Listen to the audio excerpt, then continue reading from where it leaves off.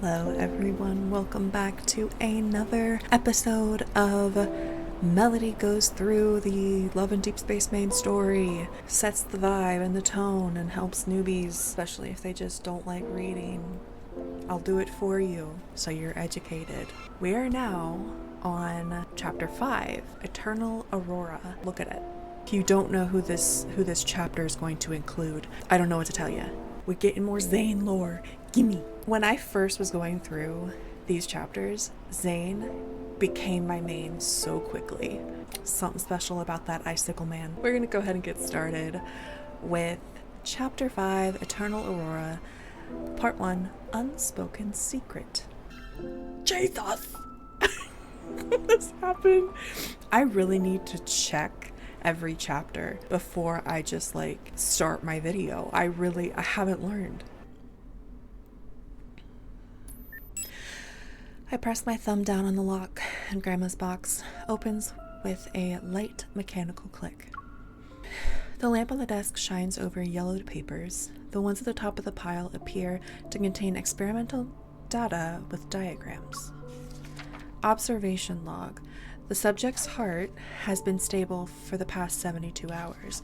Preliminary assessment indicate fusion with the ether core was successful. Wait. My theories were wrong. Okay, so the ether core was put in her heart purposefully. AC fluctuation test number 1. The energy fluctuation value of the ether core has reached level 2.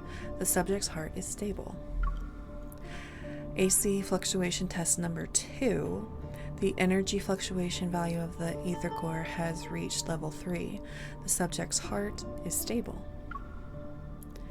Fusing a protocore with a human heart? Why did Grandma have records about an illegal experiment like this? MC is very smart. She's very much a badass, but immediately I would have suspected that this is about me. So she's having a moment. She hasn't gotten much sleep. She'll get there. She'll get there. It's also the first time I've heard of a protocore called an ether core. Could it be related to the one the association is looking for? I jot down the name of this special protocore and continue to read the files. The next few sheets report similar data. The last sheet, however, is handwritten instead of typed. AC fluctuation test number 12. The energy fluctuation value of the ether core has reached level, pretty sure this is level 7? I'm not good with Roman numerals, please don't yell at me. The subject is showing abnormal signs. Warning, stop it. The messy red handwriting ends with 3 startling exclamation points. This looks like Grandma's handwriting. As I read the documents, a feeling of dread fills the room. Gender, female, age 7 to 8, evol, I don't even know how to say this, Anusian class? There's no name in the subject information category, but there's enough to make an educated guess. Anusian class, evol, could this test subject be? Question and answers interlock like chains in my mind. The sweet Grandma I knew has revealed a side of her I didn't know she had. Could the test subjects in these records be me? As the initial shock subsides, I hesitate for a moment, then pick up the phone to call the only person who might have an answer. Did something happen? Look at the picture! Look at him with his little bird. Zane, I need to ask you a question. Sensing the urgency in my voice, Zane's voice also becomes serious. I'm listening. It's about my heart. Is the protocore fragment in it the same as the ones in other protocore syndrome patients? He knows. I just went through the stuff Grandma left me. The voice on the other end of the phone is silent. Zane seems to be thinking about how to respond. It certainly is a strange protocore fragment. After reviewing your condition, I've tried to find similar cases. But as far as I'm aware, you're the only one. Is that because it's the ether core? You're my primary care physician. Grandma also entrusted you to give me these papers. She must have had a good reason. It's only been 6 months since she passed. Regardless, aside from its name, I don't know much about it. The fragment in your heart has been there for a long time. Perhaps there's someone who can provide us with information. You remember Dr. Noah? The person Zane is talking about was the previous chief medical officer at Axo Hospital. He's an old acquaintance of Grandma and Zane's teacher. He's also the first doctor to treat my heart disease. If anyone knows something about the files Grandma left, it's him. Dr. Noah is currently doing a personal research project in Snowcrest. If you want to meet him, I can help you get in touch. However, the weather in that area has been quite unpredictable as of late. The train to Snowcrest is often unavailable. I suggest visiting him in 2 weeks. 2 weeks? I don't have the time. Alright, I'll think about it. I try my best to sound nonchalant, but I already made up my mind. She's like, I don't care, I'm going. Right now, I'll hike there. I'll hike through the snow, I'll hike 2 miles to the school. 5 miles uphill in the snow. Snow-kissed coffee. Ooh. Cute. So you're already in the Arctic? Did anyone go with you? No, I'm alone. Don't worry, I'm just going to relax at Snowcrest. I'll be back in a few days. Oh my god, you're lying to Tara? Really? That's good. If you kept working so much, they'd need to install an anti-workaholic mechanism in the watch. Is that a thing? Can I have that? Have fun on your vacation. Oh, she's so cute. Yeah, I'll get some souvenirs for you. I end the call with Tara. Outside, the blizzard has stopped. The sky appears more vivid than in other places. The dazzling blue hues cascade past the snow-capped mountains. Ladies and gentlemen, we regret to inform you that the next train to Snowcrest has been cancelled. We apologize for the inconvenience. No! We're currently in the middle of travel season. After hearing the announcement, the people on the platform drag their luggage back to the waiting room and grumble. After reading Dr. Noah's contact information from Zane yesterday, I immediately schedule a meeting for today. Watching the time tick away on my phone, I approach the counter, unwilling to give up on my journey. Excuse me, are there other ways to get to snow? I can read. Excuse me, are there other ways to get to Snowcrest besides taking the Is this the Borealis Express? Is that what it's actually? Just pretend I said it right. We still don't know if the train has been canceled because of the weather or for another reason. For your safety, please wait. No. 1 cheesecake and 1 croissant, please. Thank you. Oh my god. Oh my god. A familiar voice reaches my ears. Surprised, I turn around and spot Zane at a cafe nearby. Surprise! Zane? His fingers pause over the glass display. Zane looks at me. He doesn't even seem surprised. It's you. It's me! I immediately regret calling him out. I try to suppress my guilt and wave at him. I pretend it's just a normal day. Why are you here? There's been a new development in Dr. Noah's research. He asked me to visit him a week ago. After answering my poor excuse of a question, Zane's gaze shifts back to the freshly baked bread at the counter. He's not as young as he used to be and can't always do things alone anymore. I help him whenever I'm not too busy with work. Aww. Would you like to eat something together?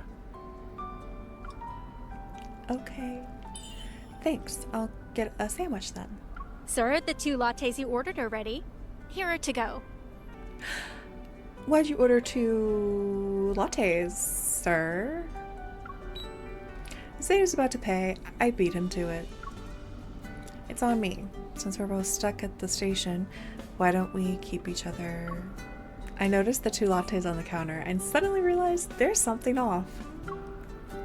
Why did you get 2 lattes? He makes a soft and takes one of the lattes from me. The hot steam shrouds the smile on his face. You little shit. Did I say we met by chance? This man, it's fine. I didn't realize, like, when we get into Raphael chapters, Raphael definitely has that, like, poke the bear mentality. He has so much sass. But Zane, he's insufferable in his own way, and it's crazy. It's actually wild. Beyond expectations. There's only one flight from Lincoln City to the Arctic. It departs in the morning and arrives in the evening local time once a day. Snowcrest, where Dr. Noah isn't that far from this train station, but because of how underdeveloped the transportation system is in this vast, sparsely populated region, we can only take this particular train to go there. The display screen hanging overhead shows rows and rows of red delay notices. The number of people in the waiting room decreases. As we wait, my mind recalls the files Grandma left me. There must be secrets behind it that are connected to me. Maybe it can also explain that explosion. What are you thinking about? Chocolate. Zane's voice interrupts my drifting thoughts. I force a smile. Thinking about what an ether core is and why it was fused with my heart. What if I am a dangerous experiment that escaped from a secret lab? Maybe armed men in suits will suddenly appear to take me away in a few seconds. Why is she not far off?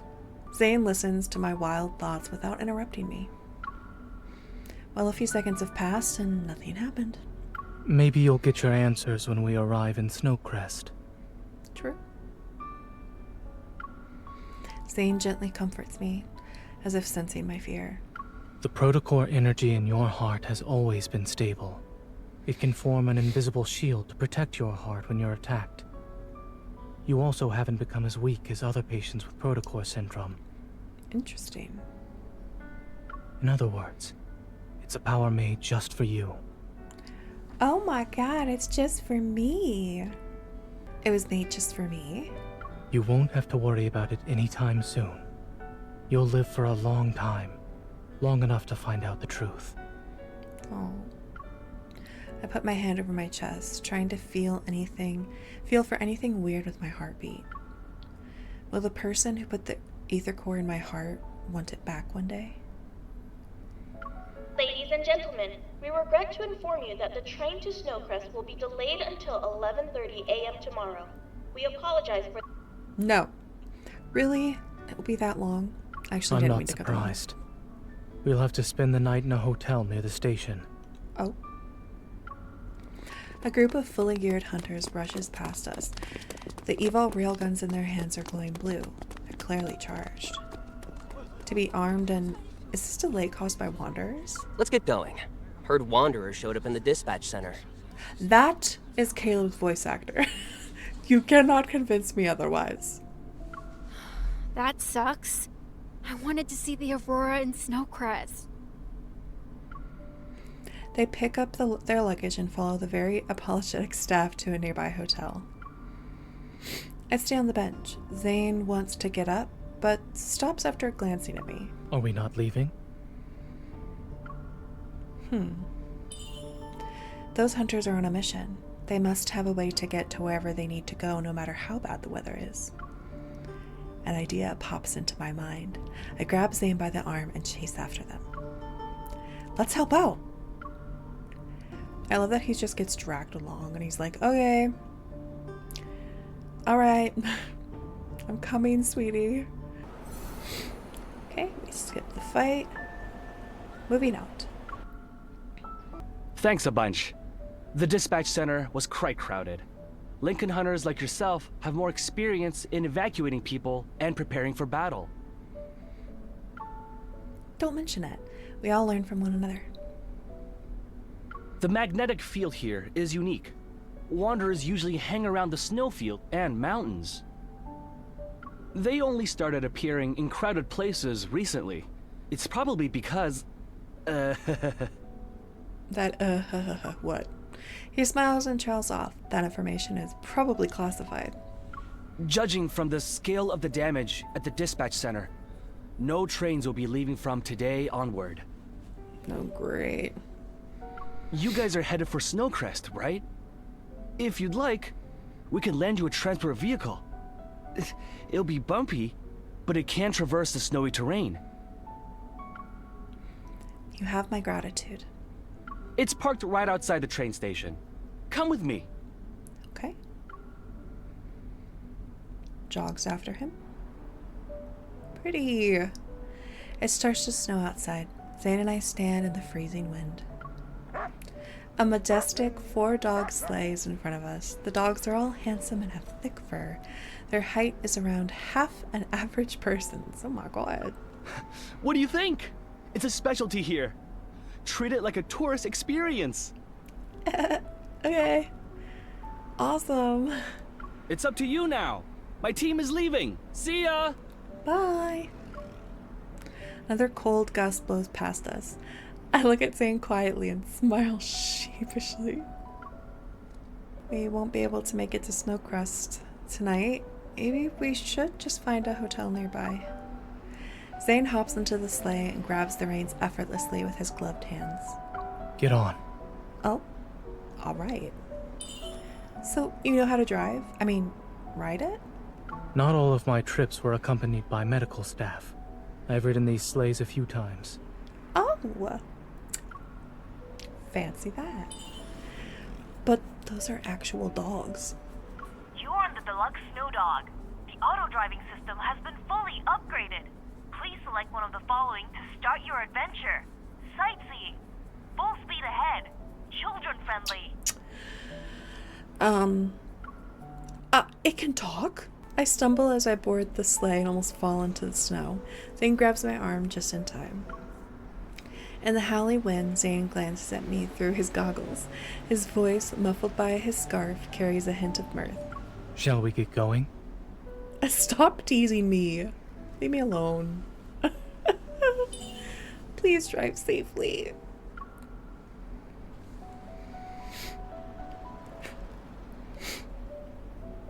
After passing through the vast snowfields, the terrain becomes ever more mountainous.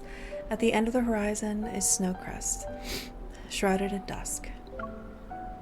The sleigh dogs start their journey back immediately. I rub my slightly windburnt face and walk to Zane.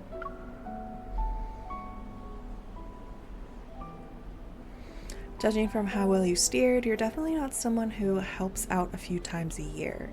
You're like a local. What did Dr. Noah say? Should we go directly to him, or... He said he's busy at the moment and can't pick us up in person. But... Zane pauses. Curious, I meet his gaze. He's arranged our pickup ride. Oh? A snow white silhouette suddenly appears between us. Look. Look at it. Look at it. Ah, what is that? I almost forgot how clingy he is. There's nothing wrong with that, Zane. I don't know why you're upset. Look at it. In response, the white creature leaps out from the flower bed and lands on Zane's luggage. Only now do I see it's a little white fox. Zane closes his eyes as if hit by a migraine. When he opens his eyes, his expression returns to normal. You've gained weight, Pi. You two know each other? He is Dr. Noah's pickup ride. Stop. I love him. I've just met Pi, but I would defend Pi with my life. Enigmatic guide. Pi. The fox ignores Zane, but paws at the canned pet food Zane had brought from Lincoln City. This man is No. You don't get to complain about him gaining weight, but you're the one who brought pet food. We're not playing that game. In this cold, soulless world, where advanced technology reigns supreme, it's surprising to see gluttonous creatures like you. Here, eat as much as you want. I kneel down to pat the little fox's head. He turns to rub against me affectionately before eating more food. He loves food, but not the person who bought it. That's cute. Did Dr. Noah name him Pie because his favorite dessert is white pie? When Dr. Noah adopted him, he ate 6 pies in one go. Oh my god. I can't help but chuckle. Zane lifts up Pie's right leg to check something. There's a little thing strapped to it. What is that? A tag. Oh. For a vaccination? I suddenly feel like Pie isn't simply Dr. Noah's pet. Zane has always kept a tight lid on his polar-related research. He calls it a vacation or visit to his teacher. What has he and Dr. Noah been researching? And why does it have to be done in such a cold place? As I watch Zane brush off the crumbs from Pie's whiskers, my curiosity grows. Pie is very special. He's as intelligent as a 9-year-old child. Oh. Don't be fooled by his cute, innocent appearance. Oh? With a poker face, Zane blocks Pie's attempt to pick up another can and taps the fox's head. You only get 1 can of snacks per day. Go on now. Go on now? He's like a dad. Only 1 can. Go on. Pie leads us swiftly through the streets. It takes a while, but we finally arrive at the place where Dr. Noah lives. Before we can enter the front yard, we hear the sound of some creature whining and struggling. There. The pain is gone now. Oh?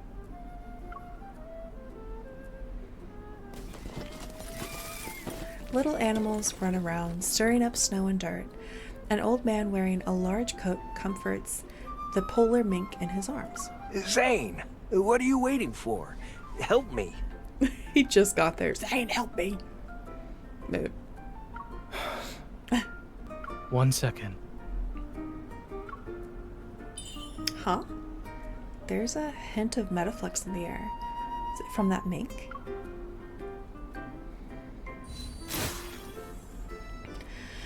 Before I can ask, Zane traps a bunch of black furballs scurrying about the yard with an ice cage he creates. Are there other escapees? No. I messed up my yard again. Those damn kids. Zane catches another few animals in the same way and puts them back in their cages. Does the antagonist no longer work? Its effectiveness was shortened by a week. It seems the metaflux around this area is increasing again. Uh-oh. Oh, hello. Long time no see. Hi. Dr. Noah dusts off the snow on his knees, gets up, and walks over with a wide smile on his face. Come on in. It'll be warmer inside. Okay. Warm and cozy hot cocoa and blankies. Let's talk about our trauma together. Ether core. How's the fish? It's not much, but I caught it myself. Ooh. This is the first time I've eaten a very sweet fish. It has a unique flavor. Dr. Noah is very old, so his taste buds don't work anymore. Did Dr. Noah hear that? Zane, you can't say that. After dinner, we sit in front of the fireplace together. Having eaten his fill, Pie sleeps between me and Zane. Dr. Noah puts on his spectacles and studies the vials I brought. So your grandmother told you everything? All she left me was this box of files. The rest I can only speculate. Is the protocore in my heart really an ether core? And was it placed there on purpose? I don't know why or how the process was done, but in regards to the protocore, even a minimally invasive surgery can leave behind traces. Dr. Noah looks up at me with expectant eyes. If I had to guess, it might be your innate strength. How can that? There are countless, seemingly impossible hypotheses behind every scientific conclusion. Before the Evol gene emerged, no one believed they could wield the power of nature. But all experiments have a purpose. What could the ether core in my heart possibly prove? What were they trying to prove? The old man laughs dryly and shakes his head. Why do you think people want to go inside the deep space tunnel? Some things are attractive by simply existing. Unraveling the unknown is a purpose in and of itself. Some are willing to do anything to achieve their goals. So, don't let anyone know about your ether core. Oh. Well, I haven't told everyone Grandma is... I try to suppress the pain in my heart and compose myself. The person responsible for this will find me sooner or later. That's why I need to know what makes the ether core so special.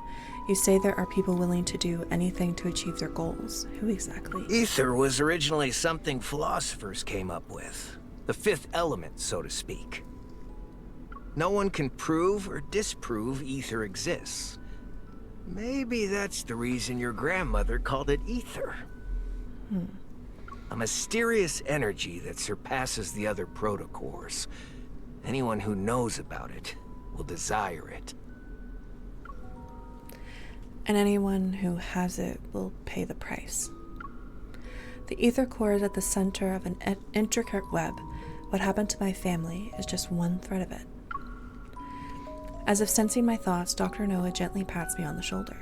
Don't worry about it too much. They shouldn't be able to find you anytime soon. The amount of energy in your heart right now is far less than what the experimental data shows. Okay. It's possible an accident occurred in the final experiment, which reduced the ether core's power. Reduce the power? I'm just guessing. This is beyond my field of expertise. Who else knows about the experiments? To better understand your heart's condition, I tried to contact those researchers privately. But most had either died or disappeared. It'd be hard to find any of them today. I do recall your grandmother mentioning one had run away to, N109 zone. They joined Anakinus. Yup. Anakinus? I didn't expect to hear that name from him, but after giving it some thought, it makes sense. Their fellow researchers started dying or disappearing soon after that. Yeah, that makes sense. Oh, I have a theory. Interesting. I only knew Grandma used to do scientific research, but she never mentioned what she researched. Our home also didn't have any hints about her past. Dr. Noah, I have one last question about Grandma. Was she the person who put the ether core in my heart? I don't know. I know very little about your grandmother. But not everyone is lucky enough to do what's right in the beginning. We can only hope we'd have the chance to turn it into something we won't regret. Dr. Noah puts all the files back into the box and hands it to me. Maybe this is the choice she made. So I'm gonna assume that MC is probably guessing that the scientists went and joined Anakinus for protection, or they went. He said after they joined Anakinus, all of the other researchers started dying or disappearing. She's gonna assume that that scientist went to Anakinus and is like, hey, can you take care of all of these scientists? And frankly, what I know now from the rest of the story, I think that would make sense, but it's still a theory. In the stillness of night, all is quiet except for the muffled cracking of the fireplace. Occasionally, a few sparks pop out from the flames, making a crisp sound. After tossing and turning in my bed, I decide to sit in front of the fireplace and go through the files left by Grandma. The ether core, energy incomparable to other protocores. Grandma knew someone might target people related to the ether cores. Is that why she kept me in the dark for so long? What should I do now? While my mind is a tangled mess, I hear the rhythmic tapping sound from the French windows. As I turn, I see Zane standing there with a thin layer of snow on his hair. The Aurora? Will there really be one tonight? The weather forecast predicted heavy snowfall with cloudy skies, and the KP index is low. It's unlikely we'll see an aurora. Then why did you... When visiting for the first time, an aurora is required to make the trip worthwhile. Look, the snow has stopped. Only at the very end will someone know if there is a watershed moment. Until the very end. Yet, Grandma and those researchers... they... But there are people who persist until the very end, only to be defeated. I meant the Aurora. Same. Uh-huh. Right. What's that over there? Mount Eternal. Oh. I remember. It had an anomalous protofield a few years back. Dr. Noah chose to live here in the Arctic. For your research project, right? Not necessarily. My friend sacrificed himself during the protofield anomaly that took place here. Oh, I see. I'm sorry. Why are you apologizing?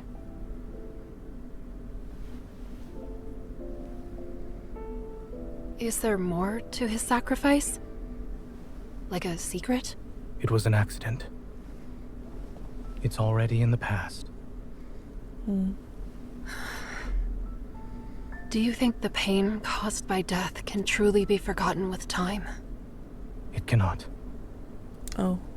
Time can't heal everything, nor can someone simply forget the pain. However, people can become accustomed to sorrow. But time has helped you and Dr. Noah find things worth living for, hasn't it? The Aurora.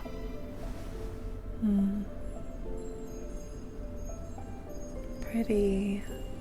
You're right. An Aurora is required to make an Arctic trip worthwhile. It's a shame we can only enjoy it for a few moments.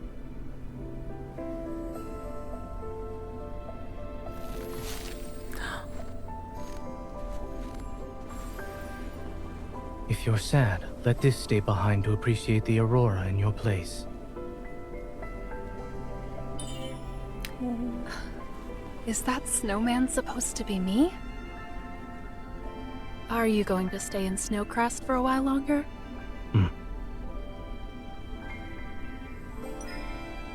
Well, I'll leave this with you then.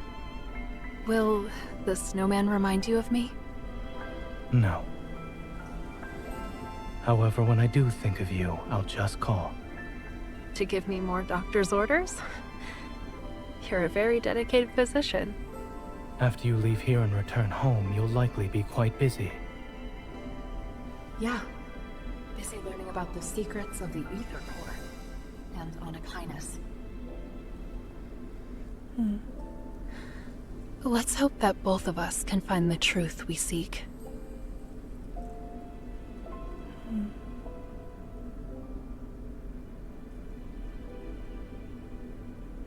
It's like cute, and I don't want to say like romantic, but I do feel like it's more cutesy than we experienced with like Xavier. Like Xavier was such a enigma.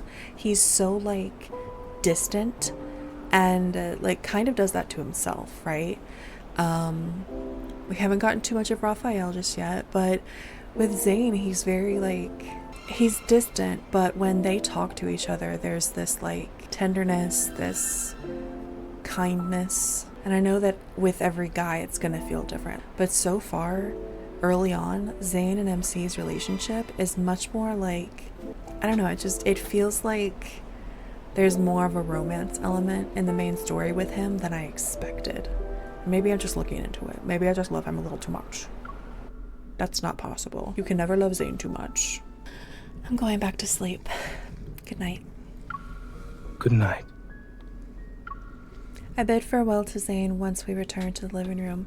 The Aurora might have actually put me at ease. A wave of tiredness overwhelms me. Wait. Oh. Hello.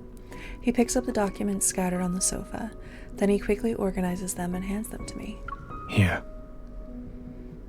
These documents contain information about the energy in your heart and its connection to the ether core. If they're leaked, you might become Anakinus' next target. I know. But why would they kill researchers who worked with an ether core? They want to keep its existence a secret? Perhaps they don't want anyone else to get their hands on it, as they try to obtain one for themselves. Huh.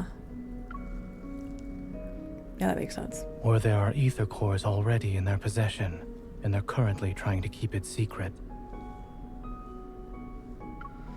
I pause for a moment and then grab the documents from Zane's hand. What is it? You said there could be ether cores in Anakinus' possession, right? I quickly flip through the documents, and an idea forms in my mind. I was only speculating. Right. No.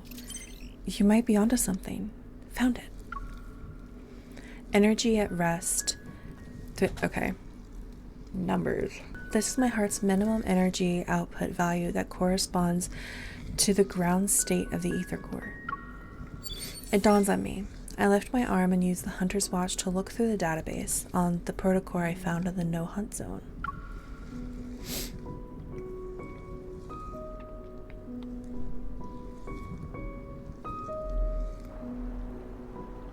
.9 EV.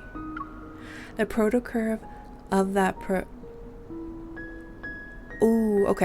The protocurve of that protocore and the energy value in its ground state is close to the energy value of the ether core in my heart.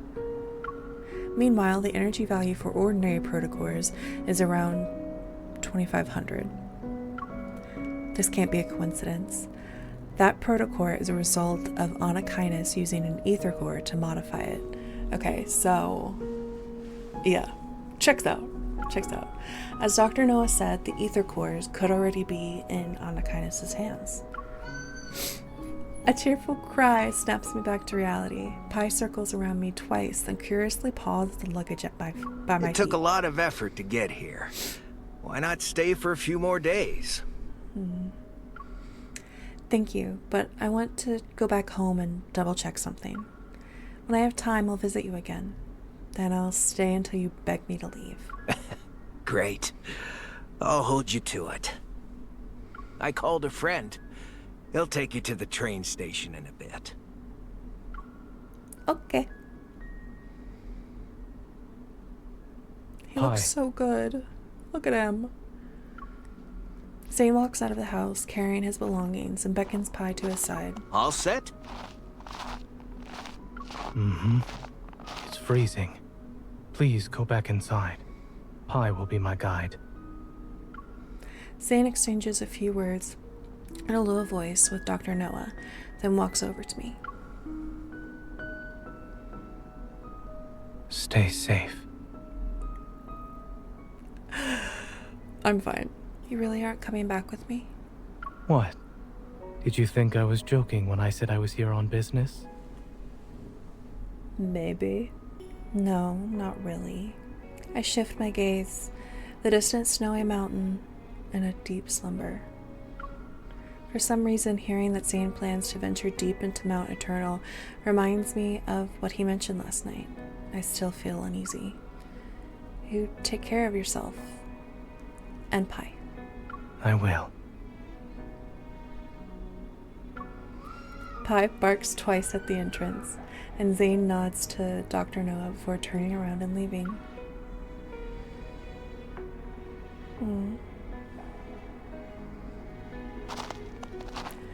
As daybreak arrives, everything else is still sleeping. His figure disappears step by step as he heads into the wintry mountains. In boundless white, he stands out like a lone stroke of black paint on a blank canvas, adding a touch of depth and beauty to pure scenery. I blink and notice my vision has become slightly blurry. I rub my eyes and see tiny snowflakes. It's snowing again. Alright, and that's the end of chapter 5. So we got a lot of information. There's a lot of theories to consider, like Onakainis has an ether core themselves. But they were either trying to locate another ether core or trying to erase basically it being a thing. I will say this is the point where I'd say newbies go ahead and hop out. I'll see you next time for chapter 6 of Under Deep Space. For those of you who are revisiting for lore purposes, I need to talk about something, so come closer, come closer. All the newbies gone? Okay, come on.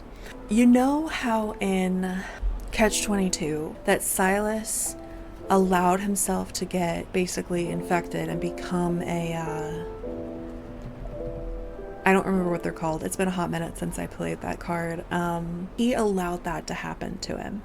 His eye held the quote-unquote kill switch, basically. This is giving me that vibe because she noticed that her base energy, what affected the protocore that was modified, which was modified by Onakainis, and it was modified by Silas, that they are basically close and that they are a match, essentially. Initially, she didn't have an ether core in her. I'm going to assume that Silas did not have an ether core to begin with. There's a part of me that suspects he got an ether core put into him in order to, number one, better protect MC, number two, to entice MC with like that information. He knew that would be a clue she would see and she couldn't just ignore it, that eventually she would end up finding him, like seeking him out. And it would make sense if he did that, because in his story, the guy that he takes MC to, he was one of the scientists that worked with her grandma, so he might have been the one to put the ether core in his eye. These are all just theories, but it's really, I feel like that moment in the Catch-22 in Silas's card makes so much sense, and maybe they actually confirm that and I have forgotten. We're gonna get through more of the story and I'm going to realize I was silly and didn't remember. So that is the end of chapter 5, Eternal Aurora. I thoroughly enjoyed that chapter. Lots of Zane lore. The Aurora scene was super cute. I will see you guys in the next episode. I'm calling it episodes now, I just realized that. Okay. See you in the next episode where we'll go through chapter 6 of Under Deep Space. Until then, stay safe, and if you're ever given a chance to see an Aurora with a attractive, young, successful doctor who is slightly a bit like Elsa, you better not deny him.